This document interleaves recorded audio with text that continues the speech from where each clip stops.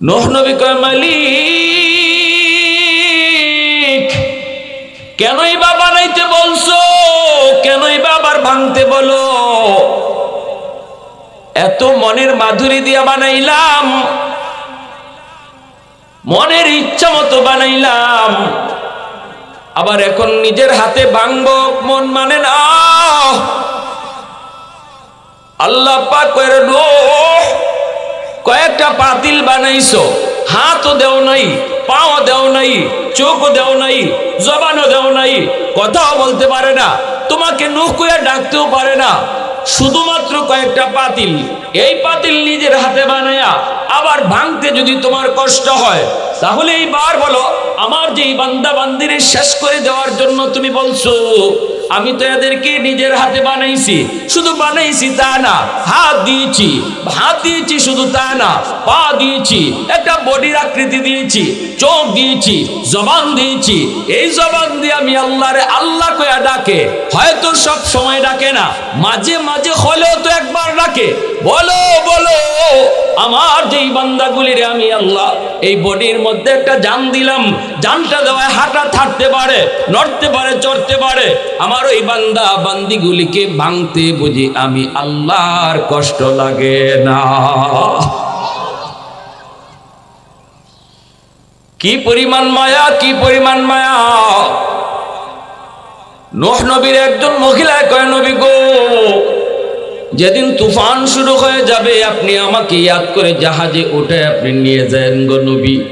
আমি একজন দুর্বল মহিলা, আমার গায়ে বড় শক্তি কম, আমি পারাপারি কইরা জাহাজে উঠতে পারবো না, আমি একজন বয়স্ক মহিলা, তুফান শুরু হলে আপনি আমাকে ইয়াদ করে জাহাজে উঠে নিয়ে। নবী কই, ঠিক আছে মা। এই বইলা নবী তো মনে ঠিক আছে বললেন ঠিকই, কিন্তু ভুলে গেলেন।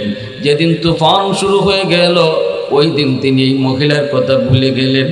যুবক, বেশ কিছুদিন পর যখন তামাম দুনিয়া পানিতে ডুবলো, সব কিছু আল্লাহ মিসমার করে দিল, এরপরে যখন দুনিয়া আবার স্বাভাবিক হলো, নূহ নবীর তখন মনে পড়েছে ওই মহিলার কথা। মনে মনে ভাবতেছে, হাই রে, আমি কি ভুল করলাম, আমি তো আল্লাহর বান্দির কথা ভুলে গিয়েছি। ইনি তো আমাকে বারবার বলেছিল, নবী গো আপনি আমাকে ইয়াদ করে নিয়ে যায়েন, আমি ফারাফারি করে নৌকায় উঠতে পারবো না। হায় আমি তো ভুলে গেলাম, ভুলে গেলাম, হায় ভুলে গেলাম। তিনি দৌড়ায় গেলেন, যা দেখেন আল্লাহর বান্দির ভাঙ্গা ঘর আগের মতোই এখনো দাঁড়ায় আছে।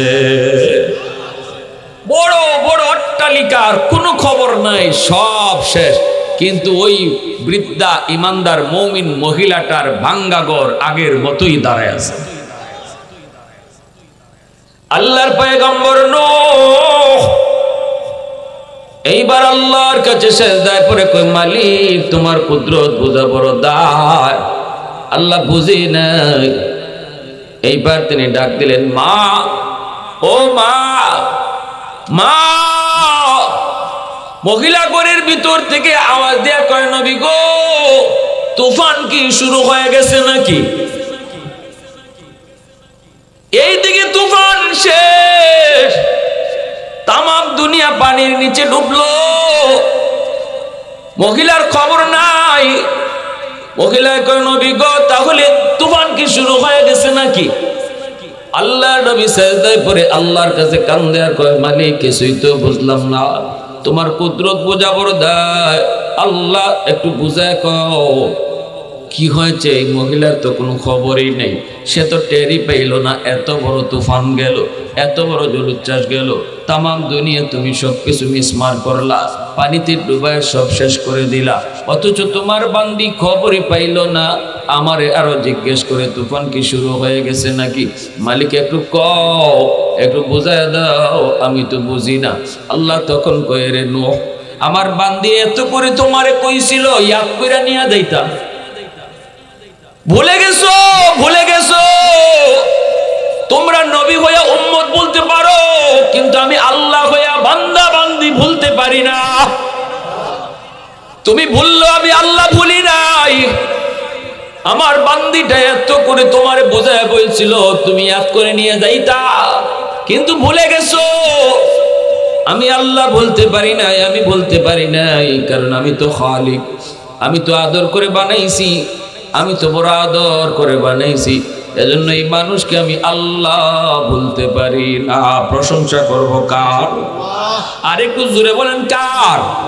ওয়াহদাতি কি হিফাজতি নেহি বেকুওয়াতে বাজু, वहदत की हिफाजत नहीं बेकुवत बाजू, आती नहीं कुछ कमी हाकल खुदा दाद, ऐ मर्द खुदा तुझको कुव्वत नहीं हासिल, जा बैठ किसी गार में अल्लाह को कर याद, जा बैठ किसी गार में अल्लाह को कर याद। ये सच है कि बातिल की तरफदार नहीं हम, गद्दार न समझो हम गद्दार नहीं हम, फूलों की तो रिह नरम मिजाज अपना है नौजोर, हम तीरी नहीं नेज़ा व तलवार नहीं हम, हम तीरी नहीं नेज़ा व तलवार नहीं हम। মুসলমানের আওয়াজে কও আল্লাহু আকবার। আল্লাহ পাক রব্বুল আলামিন কয় হাদিসে কুদসি, আল্লাহ কয় জানোনি আলা কুল্লি ইয়াউমিন ওয়াল আরদু ইস্তাজিলু রাব্বাহু, প্রতিদিন জমিন আমি আল্লাহর কাছে আবদার করে, আল্লাহ অনুমতি দাও, বেনামাজি আমি জমিনের উপর দিয়ে আর কত চলবে, এই যে সুদখোর আর কত আমি জমিনের উপর দিয়ে হাঁটবে, নেশাখোর আমি জমিনের উপর দিয়ে আর কত চলবে, আসবিরু ইলা মাতা আসবিরু, আমি জমিন কত ধৈর্য ধরবো, আর কত ধৈর্য ধরবো, আবতালু ইবনা আদম ফি কারি, আল্লাহ তুমি যদি অনুমতি দাও ওই বেনামাজিকে আমি জমিন গিলে ফেলবো, সুদখোরকে আমি জমিন গিলে ফেলবো, ঘুষখোরকে আমি জমিন গিলে ফেলবো, ওই যে দেখো না বেপরদায় চলে তারে আমি জমিন গিলে ফেলবো, আল্লাহ নেশাখোরকে আমি জমিন গিলে ফেলবো, জিন্দা তারে দাফন করে ফেলবো, আমি জমিনের উপর দিয়া বেনামাজির পায়ের বোঝা আর কত আমি জমিন সহ্য করব, তার পায়ের লোড আর কত নিব গো মালিক, ও মালিক কও না ধৈর্য ধরবো তো আর কত কাল, কত কাল। আল্লাহ পাক কই শুধু জমিন নয়, এই মিলনগঞ্জের বাজারের জমিনও আল্লাহর কাছে প্রতিদিন আবদার করে, এই মিলনগঞ্জের ভিতরে যত বেনামাজি, ওই বেনামাজির জমিন গিলে ফেলতে চায়, সুদখোর বাজারে যারা আছে এই সুদখোরকে জমিন গিলে ফেলতে চায়, জমিন কই মালিক আর তারে হাঁটার সুযোগ দিব না, অনুমতি দাও, সুদখোরকে আমি জমিন গিলে ফেলি।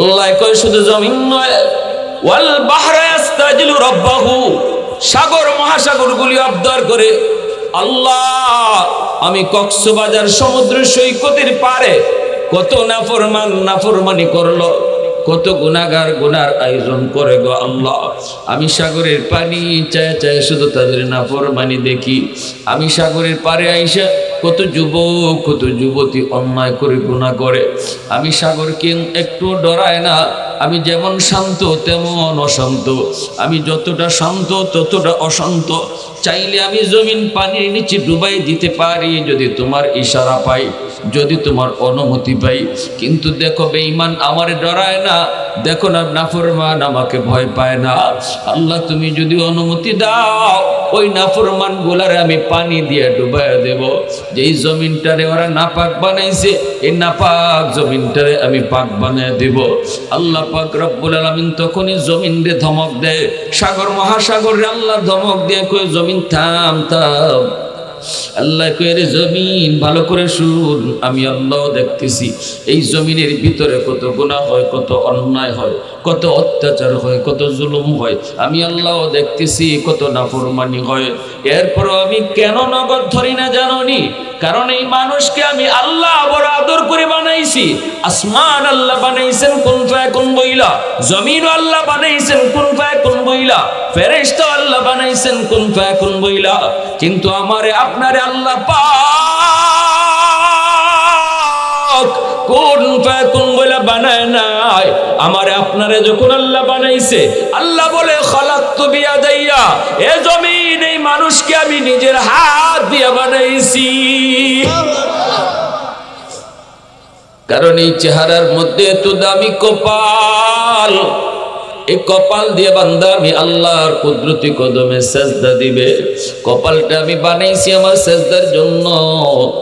এই কপাল ফেরেশতাদের হাতে বানাইলে হয় না, এই কপাল আদেশ দিয়ে বানাইলে হয় না, এই কপালটা আমি আল্লাহ নিজের হাত দিয়ে বানাইছি। এজন্য আল্লাহ পাক করে জমিন শুন শুন, আমার আর আমার বান্দা বান্দির মাঝখানে তোমরা কেউ নাক গলাবা না। আমি অপেক্ষায় আছি 60 বছর 70 বছর যাবত আমার বান্দা গুনাহ করে, কোথায় কখন কোন সময় জানি ওয়াজ মাহফিলে দেব, দিলটা নরম হয়ে যায়। আমার কোন একজন নাইবে নবীর কথায় যদি তার দিলটা নরম হয়, চোখের পানিটা ফালায় কয় আল্লাহ মাফ করো, ভুল করেছি, আর জীবনে ভুল করব না। আমি 60 বছরের গুনাহ মুহূর্তের ভিতরে মাফ করে দিব।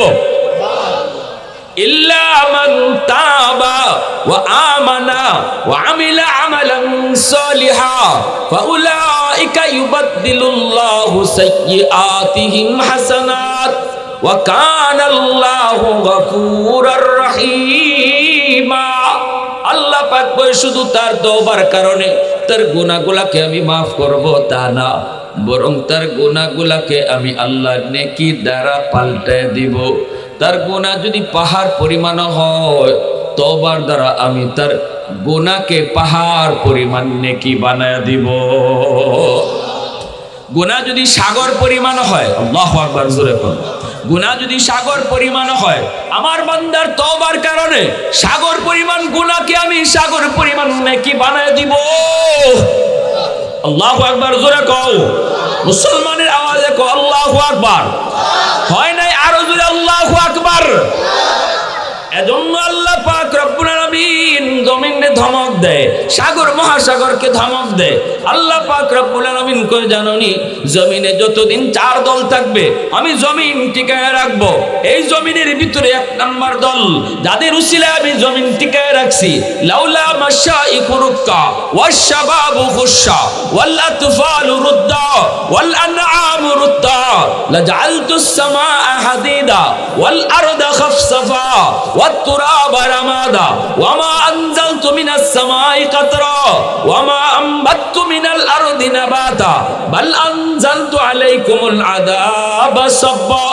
আল্লাহ তো 1 নম্বর হলো, জমিনের ভিতরে আমার কিছু বান্দা বান্দি, বয়স্ক কিছু বান্দা বান্দি আছে, চুল দাড়ি তাদের সাদা হয়ে গেছে, কোমরে তার ব্যথা, হাঁটুতে তার ব্যথা, রুকু করতে তার কষ্ট হয়, সেজদা দিতে তার বড় কষ্ট হয়। কিন্তু আমার বান্দা কষ্ট হলেও সে কষ্ট করে আমি আল্লাহকে সেজদা দেয়, কোমরটা তার সেইরা যায়, রগটা তার সেইরা যায়, এরপর আমি আল্লাহরে রুকু করে। অসুস্থ অবস্থায় কষ্ট হয়, নামাজ পড়তে এরপর নামাজ পড়ে। আমার বান্দা কষ্ট করে করে যখন আমার কদমে সেজদা দেয়, তখন তার সেজদার দিকে তাকাইলে এই জমিনের প্রতি আমার মায়া লেগে যায়। আল্লাহ কয় রে জমিন, 2 নম্বর ওয়াশাবাবু খুশা, এই জমিনের ভিতরে যখন আমি আল্লাহ দেখি কিছু যুবক যৌবনের পাগলামি করে না, যৌবনে আমি আল্লাহ যখন কিছু যুবক দেখি গানের আয়োজন করে না, বন্ধুদের সাথে গানের আয়োজন করার কথা, যৌবনের চাহিদা হলো গুনাহ করা, যৌবনের চাহিদা হলো জিনা করা, যৌবনের চাহিদা হলো গান বাজনা করা, যৌবনের চাহিদা হলো চুরি করা, যৌবনের চাহিদা হলো মারামারি করা। কিন্তু আমি যখন দেখি এই জমিনের ভিতরে কিছু যুবক না যৌবনে মারামারি করে না, যৌবনে বেয়াদবি করে না, বাপ মার সাথে বেয়াদবি করে না, মুরব্বীদের সাথে বেয়াদবি করে না, উলামায়ে কেরামের সাথে বেয়াদবি করে না, তারে যৌবনে মসজিদে পাওয়া যায়, যৌবনে ওয়াজ মাহফিল করাইতে দেখা যায়, যৌবনে তাফসীর মাহফিল করাইতে তারে পাওয়া যায়। আমি আল্লাহ যখন দেখি যৌবনে তার মাথায় টুপি, আমি যখন দেখি যৌবনে তার মুখে দাড়ি, তখন এই যুবকের দিকে তাকাইয়া এই জমিনের প্রতি আমি আল্লাহর মায়া লেগে যায়। এজন্য আমার ভাইরা বন্ধুরা, আল্লাহ পাক রব্বুল আলামিন কয়, এ জমিন ভালো করে শুন, আমি ততক্ষণ পর্যন্ত ধরব না যতক্ষণ পর্যন্ত জমিনে এমন যুবক থাকবে। ধন্য মায়ের ধন্য সন্তান মিলনগঞ্জের এই যুব সমাজ, নূরে মদিনার যুব সমাজ, এ যুবক তোমার মতো যুবকের উসিলায় আল্লাহ জমিন টিকায় রাখছে। আল্লাহু আকবার, জোরে কও। তোমার মতো যুবকের উসিলায় আল্লাহ কয় আমি জমিন টিকায় রাখছি, আমি আল্লাহ জমিন টিকায় রাখছি। আসমান আসমানের জায়গায়, জমিন জমিনের জায়গায় দাঁড় করে রাখছি। যেই পরিমাণ মানুষের গুনাহ এই পরিমাণ গজব নাই, যেই পরিমাণ মানুষের গুনাহ এই পরিমাণ আযাব নাই। তালিকা যদি তৈরি করা হয়, সমাজের তালিকা তৈরি করলে দেখা যাবে বেনামাজির সংখ্যা বেশি, নামাজির সংখ্যা কম। ঘরের ভিতরে যদি তালিকা করি, ঘরের সদস্যদের ভিতরে যদি আমরা গণনা করি, সেখানেও দেখবো বেনামাজির সংখ্যা বেশি, নামাজির সংখ্যা কম। আওয়াজ দেয়া বলা ঠিক কিনা? এরপরে আল্লাহ কয়, এরপরে আমি গজব দেই না। গুনাহ গজব টানে, গুনাহকে গজব টানে, গজব আসতে চায়। কিন্তু আমি যখনই দেখি কিছু যুবক জমিনের ভিতরে এমন আছে যৌবনের পাগলামি করে না, যৌবনে তার কলিজার ভিতরে আমি আল্লাহর প্রেম জমায় নেয়, ওই যুবক যখন জমিনে আমাকে সেজদা দেয়, তখন এই গজবের আগে আমার রহমত চলে যায়। ইন্না রহমাতি সাবাকাত আলা গজবি, তখনই আমার গজবের আগে রহমত চলে যায়। যেরকম সুবহানাল্লাহ। একটু মহব্বতের সাথে মাওলা পাকের জিকির করি, লা ইলাহা ইল্লাল্লাহ। আওয়াজ দিয়া, লা ইলাহা ইল্লাল্লাহ।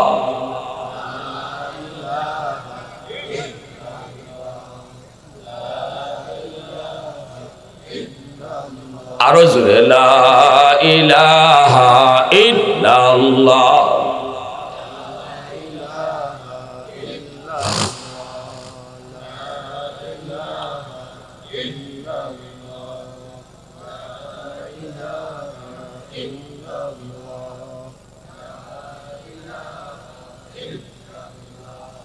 লা ইলাহা ইল্লাল্লাহ, লা ইলাহা ইল্লাল্লাহ মুহাম্মাদুর রাসূলুল্লাহ। জোরে সুরে বলি সাল্লাল্লাহু আলাইহি ওয়াসাল্লাম। এ যুবক, এবার তুমি যদি বলো হুজুর পারি না, যৌবনকালে আল্লাহরে ডাকতে পারি না হুজুর, বড় কষ্ট হয়। যৌবনে আমার দেয় না মসজিদে যাইতে, যৌবনে আমার দেয় না ওয়াজ মাহফিল করাইতে, হুজুর দেয় না, শুধু গুনার দিকে ডাকে। তাহলে আমি বলবো যুবক, সর্ব জায়গায় সর্বক্ষেত্রে যদি তুমি তাকাও, সব জায়গায় সব সেক্টরে আল্লাহ পাক কিছু না কিছু যুবককে দিনের লাইনে রাখছেন। আজকে তুমি পুলিশ ডিপার্টমেন্টে গেলেও দেখবা কিছু পুলিশ যুবক নামাজ পড়ে, রেবে যাও সেখানেও দেখবা কিছু যুবক নামাজ পড়ে, আর্মিতে যাও যে দেখবা কিছু যুবক যৌবনে সে নামাজ পড়ে, দাঁড়িয়ে রাখছে, টুপি মাথায় দেয়। যদি ওই যুবকে যৌবনে পারে আল্লাহরে ডাকতে, তুমি কেন পারবা না? যদি এমন এক কাজ হয় যেটা কেউ পারে না, একজনেও যদি পারে, বোঝা গেল পারা সম্ভব। আমি ঢাকা ইউনিভার্সিটিতে গেলাম, বন্ধু আমারে ডাকলো, দোস্ত ইউনিভার্সিটিতে আসো। আমি ঢাকা ইউনিভার্সিটিতে গেলাম, আমার একজন দোস্ত ঢাকা ইউনিভার্সিটিতে পড়ালেখা করে, সেখানে গেলে পরে জোহরের নামাজটা আদায় করলাম মসজিদে। ইউনিভার্সিটির ভিতরে মসজিদ, এই মসজিদে জোহরের নামাজটা আদায় করলাম। নামাজটা পইরা যখন বের হলাম, দোস্তের সাথে মুসাফা হলো। এরপরে দেখি দোস্তের পাশে আরেকজন যুবক দাঁড়ায় আছে, মাথায় তার সাদা পাগড়ি, পরনে তার সাদা জুব্বা, মুখে নবীর সুন্নতি দাড়ি। চেহারার মধ্যে যেন নূর চমকাইতেছে, এত সুন্দর। আমার সাথে মুসাফা করলো, মুস্কি হাসি দিয়া দেওয়া সুন্নত, সুন্নত তরিকায় হাসি দিয়া মুসাফাটা করলো। আমার দোস্ত কই, দোস্ত দেখা তোমার কেমন মনে হয়? আমি বললাম হয় কোনো মাদ্রাসায় পড়ে নতুবা পড়ায়। দোস্ত কই, না রে দোস্ত, জীবনেও কোনোদিন মাদ্রাসায় পড়ে নাই, তবে ফ্যামিলিটা হলো ধার্মিক ফ্যামিলি, বাবাও দিনদার, মাও দিনদার। মাও তারে শিশুকালে দিন শিখাইছে, বাবাও তারে দিন শিখাইছে। এজন্য মা বাবা সন্তানের জন্য সর্বপ্রথম শিক্ষক, ঘর হলো তার প্রথম বিদ্যালয়। বাপ মা তারে শিশুকালে দিন শিখাবে, মা বাবা তার প্রথম শিক্ষক। এজন্য কলেমা মায় শিখাবে, নামাজ বাবাই শিখাবে, এমনি ভাবে খাওয়ানোর দোয়া বাপ মায় শিখাইবে, ঘুমের দোয়া মা বাবা শিখাইবে। ঠিক কিনা জোরে কও? খাওয়ানোর দোয়াটা বাপ মায় শিখাও, ঘুমের দোয়াটা বাপ মায় শিখাও, কালেমা বাপ মায় শিখাও। বাপ মার কাছ থেকে শিশু সন্তান কি আশা করে? এগুলো আশা করে। সালাম কালামটা বাপ মা সন্তানকে শিখাও। মুরব্বি দেখলে সালাম দিতে হয়, এটা কেমনে দিতে হয়? আগে বাবা সন্তানরে সালাম দাও, সন্তানরে সালাম দিয়ে শিখাও।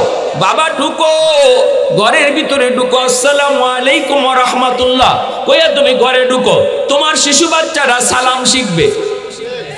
ঠিক কিনা? এটা বাপ মার দায়িত্ব, বাপ মার দায়িত্ব, এটা সন্তানের পাওনা, বাপ মার কাছে সন্তানের পাওনা। শিশুকালে আমার একটা ঘটনা মনে আছে। আমার আব্বার পাশে আব্বার একজন বন্ধু আসছেন আমাদের বাড়িতে, আমাদের ঘরে।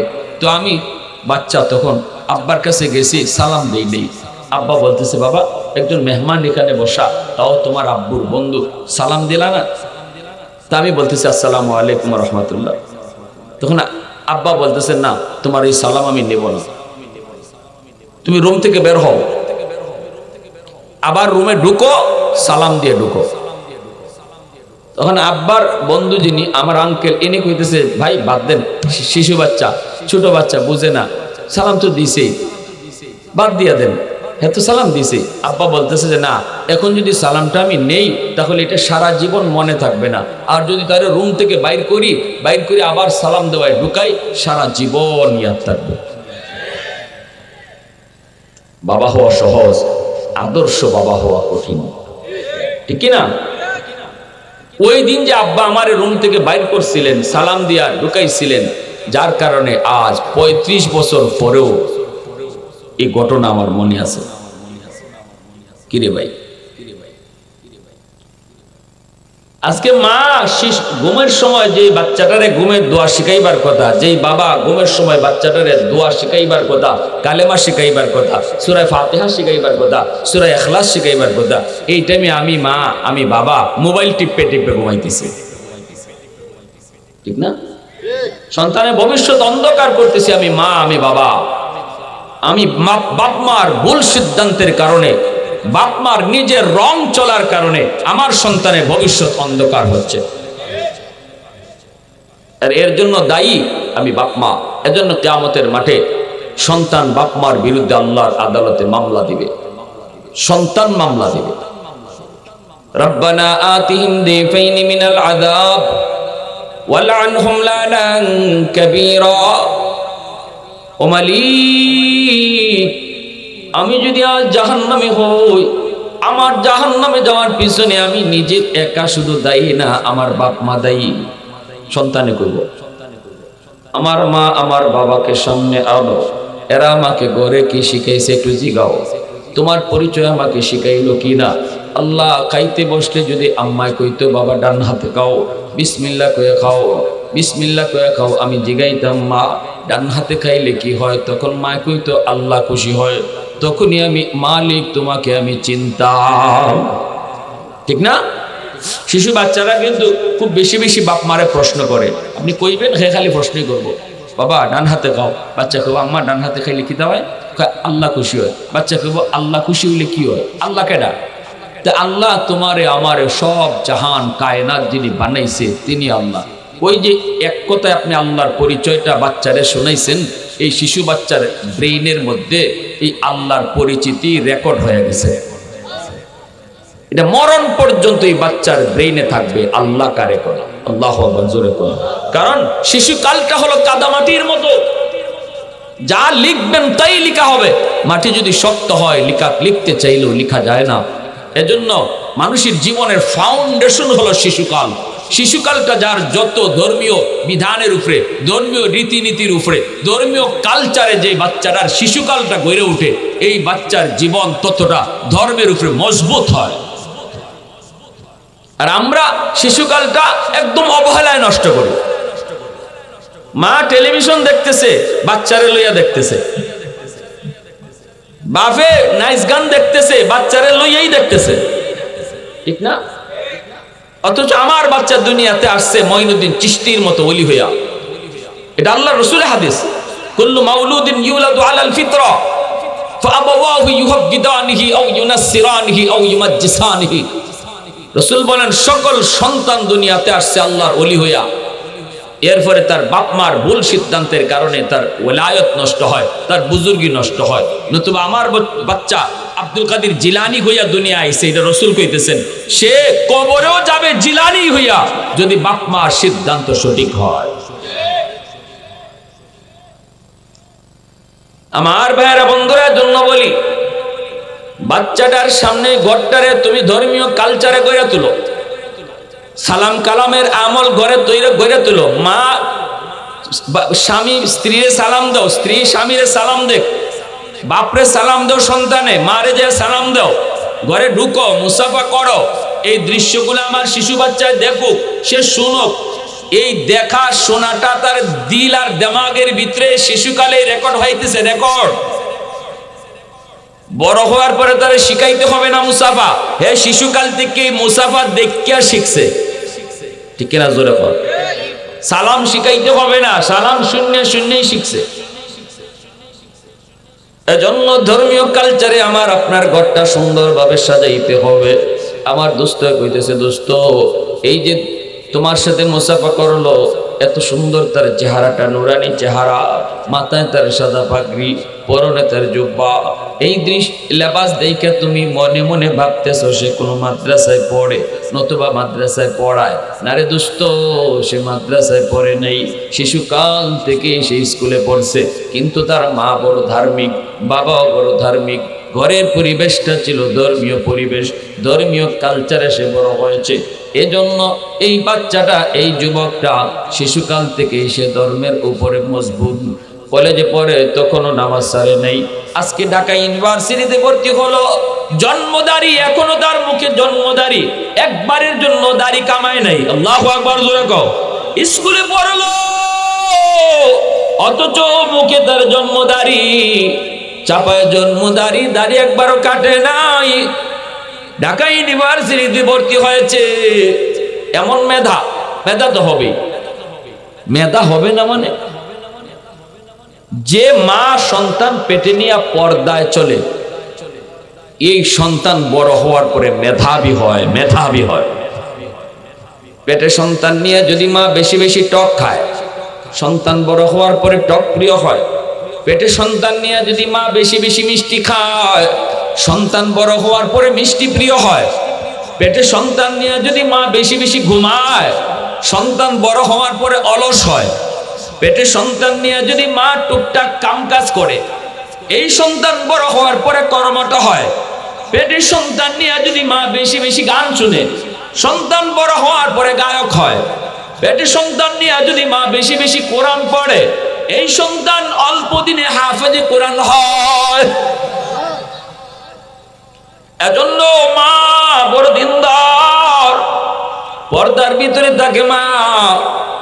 ও যুবক, ওই মা পর্দার ভিতরে সন্তানকে নিয়ে রাখছে, নিজেও পর্দার ভিতরে চলছে, যার কারণে মেধা তার ভালো। আমার দোস্ত কয়, ঢাকা ইউনিভার্সিটিতে যখন ভর্তি পরীক্ষায় সে দিয়েছে, এই ভর্তি পরীক্ষায় সবার চেয়ে বেশি নাম্বার পাইছে, এজন্য তার ইংলিশে অনার্স দেওয়া হয়েছে। ঢাকা ইউনিভার্সিটিতে ইংলিশে অনার্স সবাই পায় না, সর্বোচ্চ নাম্বার যারা পায় তাদেরকে ইংলিশে অনার্স বিভাগ দেওয়া হয়। সে ইংলিশে অনার্সে ভর্তি হয়েছে, এবং ইংলিশে অনার্সে ভর্তি হয়ে শেষ না, অনার্সেও সে ফার্স্ট ক্লাস ফার্স্ট হয়েছে। ঢাকা ইউনিভার্সিটিতে সেই হলো সর্বোচ্চ ব্রিলিয়ান্ট স্টুডেন্ট। এর চেয়ে মেধাবী কোনো ছাত্র নাই। সমস্ত টিচাররা তারে চিনে, সমস্ত ছাত্র ছাত্রীরা তারে চিনে। আমি তখন বুকের সাথে বুক মিলাইয়া কপালে একটা চুমা দিয়ে বলছিলাম, বাইরে একটু কও না, এই ঢাকা ইউনিভার্সিটির মতো পরিবেশে আমার নবীর সুন্নতি লেবাস লইয়া তুমি চলতেছো, তোমার কি অসুবিধা হয় না? যেখানে মেয়েরা বেপরদায় চলে, যেখানে ছেলে মেয়েরা ওপেন চলে, যেখানে ছেলে মেয়েদের ওপেন চলাফেরা, একসাথে বসে আড্ডা করে, ওই পরিবেশে তুমি আমার নবীর সুন্নতি লেবাস, এই লেবাস নিয়ে তুমি কেমনে চলো? যুবকটা চোখের পানি ছেড়ে কয়, হুজুর একটু দোয়া করবেন। আলহামদুলিল্লাহ, আমাকে আমার উস্তাদরা বড় মায়া করেন, আমার সাথী সঙ্গী সবাই আমাকে বড় শ্রদ্ধা করে, মায়া করে। এমনকি ভার্সিটির মেয়েরা আমাকে দেখলে পরে মাথায় কাপড় দিয়া দেয়। এতটা সম্মান আমারে করে, মেয়েরা আমারে দেখলে কাপড় দিয়া দেয়, মাথায় কাপড় দিয়া দেয়, সবাই সালাম দেয়, আমি সালাম করি, সালাম নেই। এতটা ইজ্জত সম্মান দিতেছে। যুবক যৌবনে আল্লাহরে ডরাইয়া নবীর লেবাসে, নবীর রঙে রঙিন হওয়ায় আল্লাহ তার ইজ্জত কমাইছে না বাড়াইছে? আওয়াজ দিয়া কও, বাড়াইছে। সবাই তারে বিশ্বাস করে, সবাই তারে বিশ্বাস করে। এই নবীর রংটার এত দাম, এত ইজ্জত, এত সম্মান, দুনিয়াতে আল্লাহ ইজ্জত বাড়াইছে। এজন্য আল্লাহ পাক রব্বুল আলামিন কই, যুবক, তোমার মতো যুবকের কারণেই আমি আল্লাহ আসমান জমিন এখনো টিকায় রাখছি। জোরে কও সুবহানাল্লাহ। কারণ যৌবনের পাগলা গোরাকে তুমি টাইনা ধরছো, পাগলা গোরাকে যেদিকে খুশি ওই দিকে তুমি টানতে দাও নাই, ধরতে দাও নাই। এজন্য আমি আল্লাহ তোমার খাতিরে জমিন টিকায় রাখছি। এ যুবক, এরপরে আল্লাহ কয় 3 নাম্বার হলো ওয়াল আতফালু রুদ্দা। জানুনি, ঘরে ঘরে কিছু শিশু বাচ্চা আছে, শিশু বাচ্চাদের কোনো দোষ নাই, কোনো অন্যায় নেই, কোনো অপরাধ নেই। শিশুরা হলো নিষ্পাপ, তারা হলো নিষ্পাপ, এদের কোনো গুনাহ নাই, গুনাহ নাই। গুনাহ যদি করছে তার মা করছে, গুনাহ যদি করলো তার বাবা করলো। এই বাপ মার গুনার কারণে জমিনে যখন গজব আসতে চায়, গজব, এই শিশু বাচ্চাটার উসিলায় আমি আল্লাহ গজব থেকে জমিনকে বাঁচায় রাখি। কারণ শিশু বাচ্চাগুলির কোনো অপরাধ নাই, ঠিক না? এ যুবক, এজন্য বলি, বাচ্চাগুলারে মাইরো না, শিশুদেরকে অযথা কষ্ট দিও না। আমি গুনাহগারের রিজিক আল্লাহ বন্ধ করে দিত, কিন্তু আল্লাহ কয় তোমার ঘরে 2টা অবুঝ বাচ্চা আছে, এই বাচ্চার উসিলায় আমি আল্লাহ ঘরের সবাইরে খাওয়াই। 2টা অবুঝ বাচ্চার উসিলায় আমি আল্লাহ নাফরমান ঘরের সব নাফরমানরে আমি এই 2টা অবুঝ বাচ্চার উসিলায় খাওয়াই। সুবহানাল্লাহ। আর জোরে কোন, এই সমাজের ভিতরে আল্লাহ কয় যেই পরিমাণ বেনামাজি আসমানি গজবাইতো, কিন্তু আমি যখন দেখি জমিনের ভিতরে কিছু শিশু আছে, কিছু অবুঝ বাচ্চা আছে, এরা নিষ্পাপ, এরা ফেরেশতার মতো, আসমানি গজব যদি নামে এই গুনাহগারগুলির কারণে বাচ্চাগুলা গজবে পইরা যায়, অথচ বাচ্চাদের কোনো দোষ নাই, বাচ্চাদের কোনো অপরাধ নাই। আল্লাহ কয় তখনই আমি এই জমিনের প্রতি মায়া করি। আল্লাহু আকবার, জোরে কও। তখনই এই জমিনের প্রতি আমার মায়া লাগে, এই জমিনের প্রতি আমার বড় মায়া লাগে।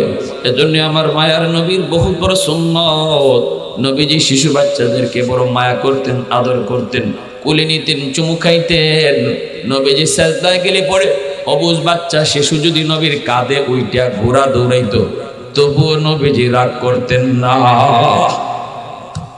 হাসান হুসেন নবীজি কাঁধে উঠে ঘোড়া দৌড়াইছেন না, ঘোড়া ধরেছে, এরপরে নবী রাগ করতেন না। খালি হাসান হুসাইন না, আরো মদিনার শিশুরা যদি রসুল নামাজে থাকতে ডিস্টার্ব করতো, আল্লাহ রসুল রাগ করতেন না। সুবহানাল্লাহ। কারণ এরা ফেরেশতা, ফেরেশতা। অহেতুক বাচ্চাদেরকে মারবেন না, হাত তুলবেন না, সাবধান। তোমার মতো আমার মতো নাফরমান আর গুনাহগার রে আল্লাহ বহু আগেই খতম করে দিত। যারে মারতেছো এই বাচ্চার উসিলায় আল্লাহ তোমারে বাঁচায় রাখছে। ওয়াল আনআমু রুত্তা। 4 নম্বরে আল্লাহ পাক বলে, জানোনি জমিনের ভিতরে কিছু পশু পাখি, হাঁস মুরগি গরু ছাগল আছে। এই পশু পাখি, হাঁস মুরগি গরু ছাগল, এদের উপরে নামাজ ফরজ করি নাই, রোজা ফরজ করি নাই। মানুষের গুনার কারণে জমিনে গজব আসতে চায়, কিন্তু হাঁস মুরগি গরু ছাগল এরা তো কোনো গুনাহ করে নেই, এদের তো কোনো অপরাধ নেই। যখনই আমি আল্লাহ দেখি এই গজবের ভিতরে হাঁস মুরগি গরু ছাগল পশু পাখিগুলো পইরা যায়, তখনই জমিনের প্রতি আমার মায়া লাগে। এজন্য গরু ছাগল অহেতুক মাইরেন না, খামোখা মারবেন না, গরু ছাগলের উপরে হাত উঠাইবেন না, এরা পশু খামোখা মারবেন না, যদ্দুর না পারা যায় মাইরা সামলাইতে মারবেন না। কারণ আল্লাহ হাদিসে কুদসিতে আল্লাহ নিজে কয়, তোমার মতো নাফরমান বহু আগেই আমি আল্লাহ তোমার রিজিক বন্ধ করে দিতাম, তোমার চলার ক্ষমতা বন্ধ করে দিতাম। আসমানি গজব আইতো, তোমার গুনার কারণে গজব আইতো চাই ধেয়ে আইতো পারে না ওই গরুটার কারণে। সুবহানাল্লাহ। তোমার গুনার কারণে গজব ধেয়ে আসতে চায়, আসে না ওই ছাগলটার কারণে, যে ছাগলটারে মারছো খামোখা। কষ্ট হইতেছে আপনাদের কি ভাই? কষ্ট হইতেছে? হাকিমুল উম্মত মুজাদ্দিদ মিল্লাত মাওলানা আশরাফ আলী থানভী রহমাতুল্লাহ আলাইহি এত বড় হুজুর, এত বড় আল্লাহ ওয়ালা, কিতাব লিখতেন, চিন্তা করে কিতাব লিখতেন না, কলম চলতো কারেন্টের মতো, এমন ভাবে কলম চলতো, ব্রেইনে আল্লাহ ঢাইলা দিতেন, মনে হইতেছে একটা কালেকশন উপর থেকে শুরু হয়েছে, কানেকশন হয়েছে, আর ওনার কলম অটো চলতেছে। নইলে একজন মানুষের পক্ষে জীবনে এত কিতাব লেখা সম্ভব না, চিন্তা করে করে যদি লিখতে হইতো। কোনো চিন্তা নাই, উনি কলম ধরতেন আর কলম চলতো। এই হাকিমুল উম্মত মুজাদ্দিদ মিল্লাত মাওলানা আশরাফ আলী থানভী রাহমাতুল্লাহ আলাইহি এনার বিবি সাহেব যাইতেছেন বাপের বাড়িতে বেড়াইতে, আর বলতেছেন, স্বামী গো আমার মুরগি আর মুরগির বাচ্চারে টাইম মতো চাইরো। ফজরের পরে উনি নামাজ পড়ে কিতাব লিখতে বসছেন, এদিকে মুরগির বাচ্চা সারবার টাইম হয়ে গেছে, খবর নাই। মুরগিও চিল্লায়, বাচ্চাও চিল্লায়। হঠাৎ করে ওনার কলম বন্ধ হয়ে গেছে, এখন আর লেখা আসে না। থানভী রহমতুল্লাহ আলাইহি চিন্তায় পড়ছেন, ঘটনাটা কি, লেখা আসে না কেন? বড় পেরেশান, হায় আমার দ্বারা কোনো গুনাহ হয়েছে কিনা, কি ভুল জানি করলাম। সাথে সাথে মনে পড়ছে, হায় রে ওই যে মুরগির আওয়াজ শোনা যায়, দৌড়ে গেছেন ঘরে গিয়ে, যে খাঁচার মধ্যে মুরগি আছিল এই খাঁচাটা খুললে দিছেন, মুরগি বাচ্চাগুলা নিয়ে বাইরেছে। এরপরে তিনি আবার আইয়া ওযু করে লেখাত বইছেন, অটো কলম চলা শুরু হয়ে গেছে। ওই যে মুরগিটা কষ্ট পাইতেছিল, আল্লাহ এটা সহ্য করতে পারছে না। আল্লাহ দায়িত্ব ছিল তোমার, এটা আমি এর খালিক আর মালিক আমি আল্লাহ, মুরগিটারও আমি বানাইছি। বিবি সাহেব দায়িত্ব দিয়া গেছে, একটা হায়বান তুমি আটকায় রাখছো, কষ্ট দিতেছো, এজন্য আমার তরফ থেকে যে নিয়ামত তোমার মাথায় আমি দিতেছিলাম, এই নিয়ামত বন্ধ হয়ে গেছে। আবার যখন এটা পূরণ করছেন, তখন আল্লাহর পক্ষ থেকে নিয়ামত আবার জারি হয়েছে। সুবহানাল্লাহ। একটু চিন্তা করলে বুঝেন যে আমরা কি করতেছি, আমাদের দ্বারা কত অন্যায় হইতেছে। কেন আজকে আমার অসুস্থতা ছাড়ে না, আমার বিপদ ছাড়ে না, আমার অশান্তি যায় না? কারণটা কি? এমন কত সমস্যায় আমি জর্জরিত, আমার দ্বারা এমন কত ভুল হইতেছে। এজন্য আল্লাহ কই, লাউলা মাশাইকু রুক্কা ওয়াশ-শাবাবু খুশশা ওয়াল আতফালু রুদ্দা ওয়াল আনআমু রুদ্দা লাজআলতুস সামাআ হাদিদা ওয়াল আরদা খাসফা ওয়াত তুরাবা রামাদা। যদি এই চার দল জমিনে না থাকতো, লাজআলতুস সামাআ হাদিদা, আমি আল্লাহ আসমানকে লোহা বানায় দিতাম, ওয়াল আরদা খাসফা ওয়াত তুরাবা রামাদা, এই জমিনটা আমি তামা বানায় দিতাম, তামা।